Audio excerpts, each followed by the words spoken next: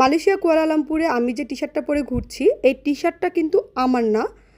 বাংলাদেশ থেকে সিঙ্গাপুর যাওয়ার সময় আমি ও আরিফ ডিফারেন্টলি সেপারেট দুটা লাগেজ নেই, দুজনের কাপড় চাপড় সেপারেটলি রাখি।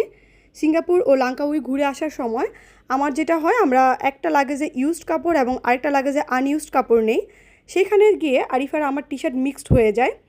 আমি কুয়ালালামপুর এসে সকালে ঘুম থেকে উঠে একটা টি শার্ট পরি। টি শার্টটা আমার কাছে বেশ বড় সড়ো, খুব লুজ মনে হচ্ছিল, বারবার গলা দিয়ে নেমে যাচ্ছিলো। এই টি শার্টটা খুব ভাব মেরে সারাদিন ঘুরে আসি, শপিং টপিং করে আসি। তো আমি বারবার বলতেছিলাম টি শার্টটা কিন্তু আমার মনে হচ্ছে আমার না।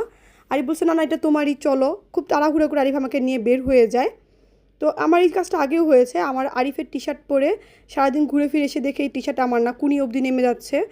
অনেক লুজ, অনেক লম্বা একটা টি শার্ট, বারবার গলা দিয়ে কিন্তু নেমে যাচ্ছিলো, গলা এখানে এসে কুচকায় আছে। তো এই কাজটা কিন্তু আমার নতুন না, এর আগেও অনেকবার হয়েছে আরিফের টি শার্ট পরে আমি ঘুরে আসছি।